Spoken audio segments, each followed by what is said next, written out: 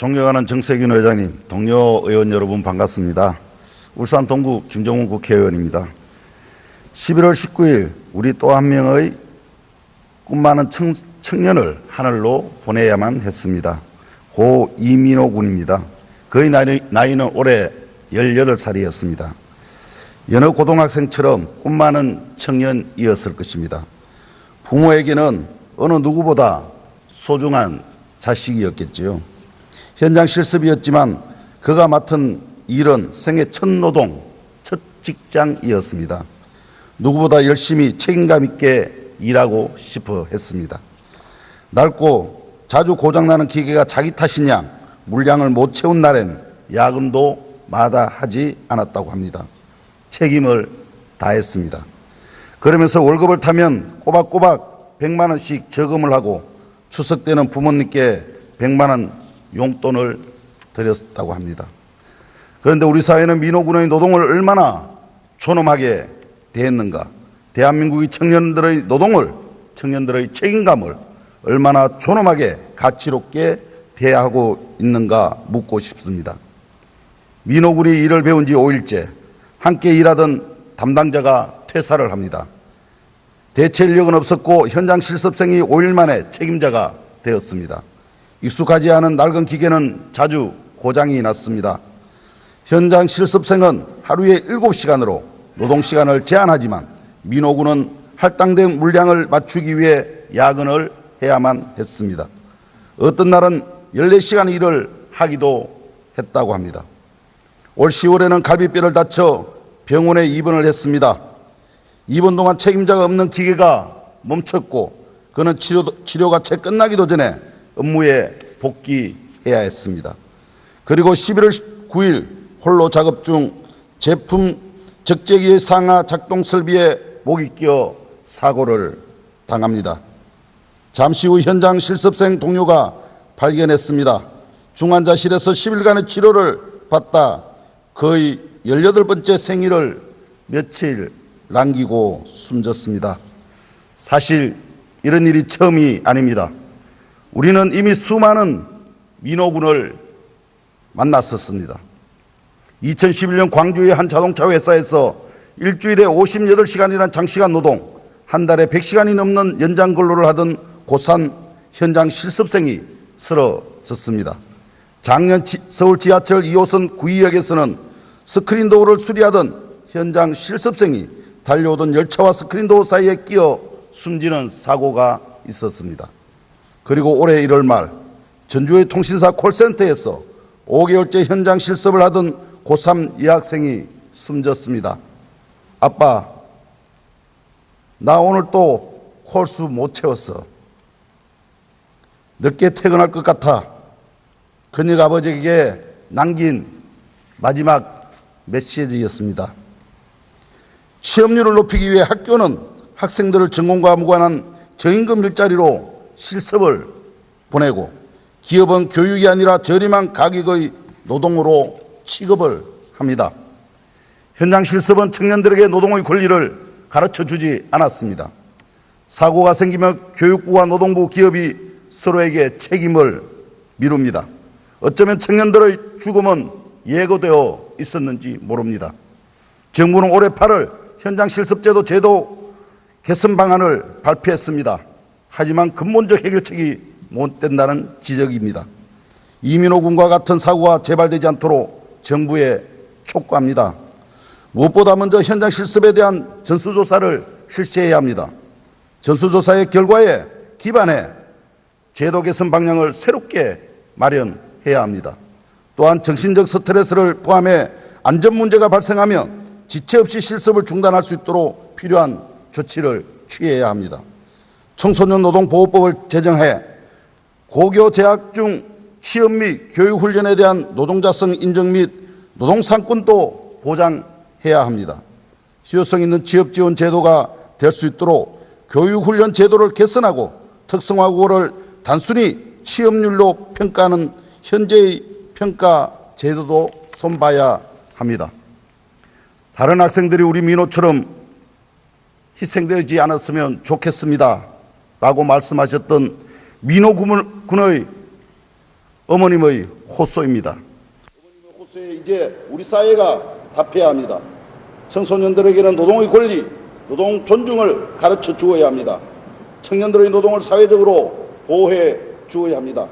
이번 사고가 꽃같은 청년의 마지막 사고이길 바라봅니다. 고 이민호 군을 추모합니다. 부모님께도 심심한 위로의 말씀을 드립니다. 경청해 주셔서 고맙습니다.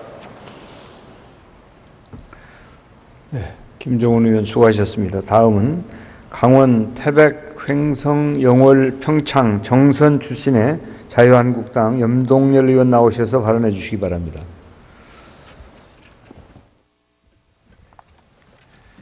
존경하는 정세균 의장님, 선배 동료원 여러분, 그리고 국민 여러분, 올로서 평창 동계올림픽과 패럴림픽은 이제 77일밖에 남지 않았습니다. 그동안 세 번의 도전과 성공, 과잉투자와 분산개체 논란, 그리고 세월호와 같은 지역의 아픔도 함께 하였습니다. 참으로 어렵고 힘든 시기를 지나왔고 얼룩진 상처로 남겨왔습니다.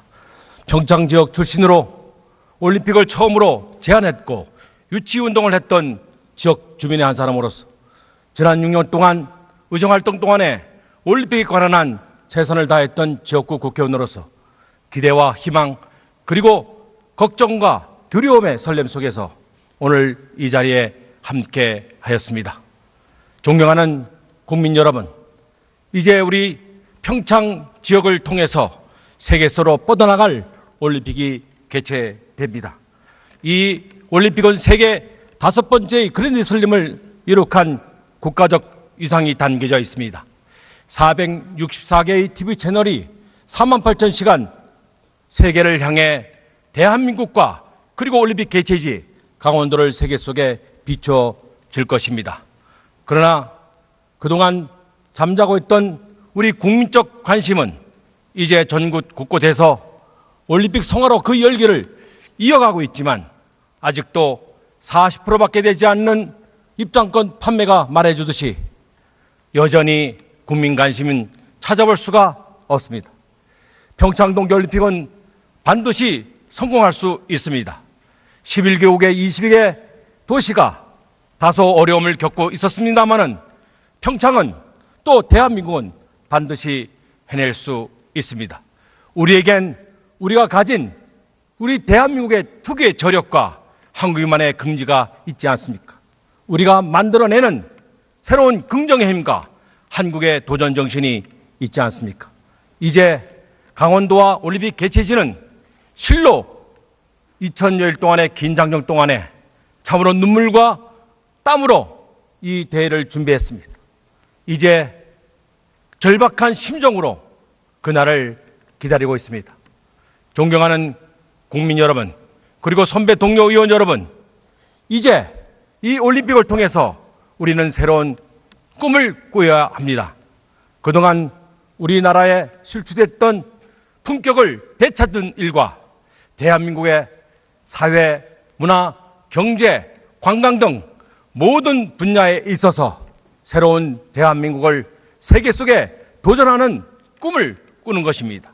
두 번째로는 우리 부대접과 푸대접으로 소되었던 강원도가 이제 세계 속에 우뚝 서는 꿈입니다. 그동안 올림픽 개최지로서 폐허되고 그리고 소외받았던 폐광지와 함께 우리 지역 산골 마을이 다시 변방으로부터 벗어나는 꿈입니다. 존경하는 국민 여러분, 그리고 선배 동료 의원 여러분, 이제 이 올림픽을 통해서 우리 정치인은 정쟁을 중단해야 합니다. 그리고 한 마음으로 하나된 힘으로 올림픽 성공을 위해서 함께 노력해 주실 것을 간절히 호소드립니다. 국민 여러분, 이제 그동안 우리가 사회에서 쌓았던 온갖 폐악과 불순물들은 성화 이 불꽃에 태워버리십시다. 여러분과 함께 여러분이 참여하는 동계올림픽을 통해서 새로운 대한민국을 만들어가는 터닝포인트의 기회로 삼읍시다. 여러분 함께 해주십시오. 그리고 동참해 주십시오. 도와주십시오. 새로운 대한민국을 건설하는 것이 평창 동계올림픽을 성공으로 이끄는 것입니다. 내년도 2월 9일 더 큰 대한민국, 더 강한 대한민국을 만들어갈 수 있도록 목 놓아 소리쳐 봅시다. 대단히 고맙습니다. 잠시 후 현장 실습생 동료가 발견했습니다. 중환자실에서 10일간의 치료를 받다 거의 18번째 생일을 며칠 남기고 숨졌습니다. 사실 이런 일이 처음이 아닙니다. 우리는 이미 수많은 민호군을 만났었습니다. 2011년 광주의 한 자동차 회사에서 일주일에 58시간이라는 장시간 노동, 한 달에 100시간이 넘는 연장 근로를 하던 고3 현장 실습생이 쓰러졌습니다. 작년 서울 지하철 2호선 구의역에서는 스크린도어를 수리하던 현장 실습생이 달려오던 열차와 스크린도어 사이에 끼어 숨지는 사고가 있었습니다. 그리고 올해 1월 말 전주의 통신사 콜센터에서 5개월째 현장 실습을 하던 고3 여학생이 숨졌습니다. 아빠, 나 오늘 또 콜수 못 채웠어. 늦게 퇴근할 것 같아.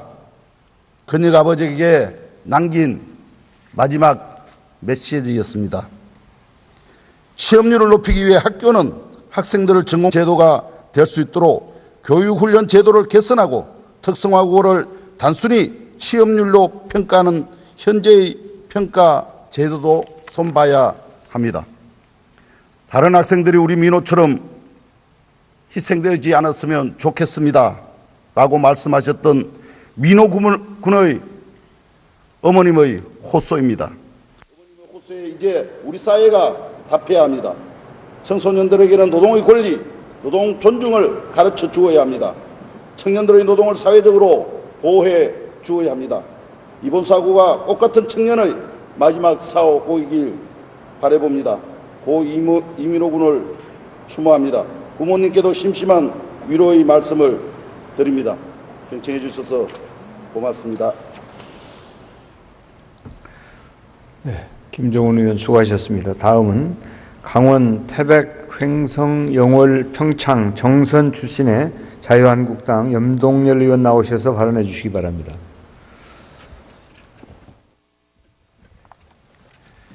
존경하는 정세균 의장님, 선과 무관한 저임금 일자리로 실습을 보내고 기업은 교육이 아니라 저렴한 가격의 노동으로 취급을 합니다. 현장 실습은 청년들에게 노동의 권리를 가르쳐주지 않았습니다.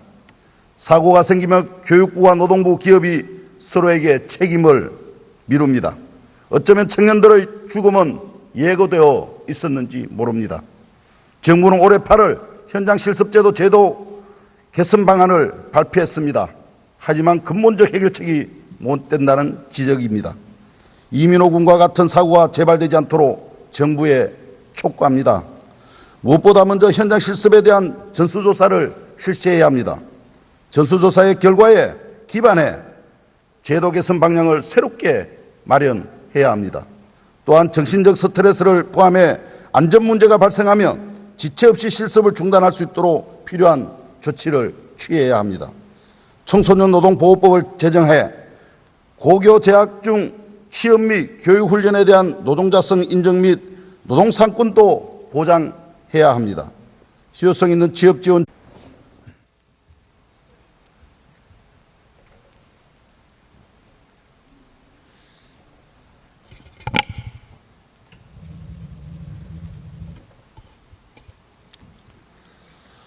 존경하는 정세균 회장님, 동료 의원 여러분 반갑습니다. 울산 동구 김종훈 국회의원입니다. 11월 19일 우리 또 한 명의 꿈 많은 청년을 하늘로 보내야만 했습니다. 고 이민호 군입니다. 그의 나이는 올해 18살이었습니다. 여느 고등학생처럼 꿈 많은 청년이었을 것입니다. 부모에게는 어느 누구보다 소중한 자식이었겠지요. 현장 실습이었지만 그가 맡은 일은 생애 첫 노동, 첫 직장이었습니다. 누구보다 열심히 책임감 있게 일하고 싶어 했습니다. 낡고 자주 고장나는 기계가 자기 탓인 양 물량을 못 채운 날엔 야근도 마다하지 않았다고 합니다. 책임을 다했습니다. 그러면서 월급을 타면 꼬박꼬박 100만 원씩 저금을 하고 추석 때는 부모님께 100만 원 용돈을 드렸다고 합니다. 그런데 우리 사회는 민호군의 노동을 얼마나 존엄하게 대했는가, 대한민국의 청년들의 노동을, 청년들의 책임감을 얼마나 존엄하게 가치롭게 대하고 있는가 묻고 싶습니다. 민호군이 일을 배운 지 5일째, 함께 일하던 담당자가 퇴사를 합니다. 대체 인력은 없었고 현장 실습생이 5일 만에 책임자가 되었습니다. 익숙하지 않은 낡은 기계는 자주 고장이 났습니다. 현장 실습생은 하루에 7시간으로 노동시간을 제한하지만 민호군은 할당된 물량을 맞추기 위해 야근을 해야만 했습니다. 어떤 날은 14시간 일을 하기도 했다고 합니다. 올 10월에는 갈비뼈를 다쳐 병원에 입원을 했습니다. 입원 동안 책임자가 없는 기계가 멈췄고 그는 치료가 채 끝나기도 전에 업무에 복귀해야 했습니다. 그리고 11월 9일 홀로 작업 중 제품 적재기의 상하 작동 설비에 목이 끼어 사고를 당합니다.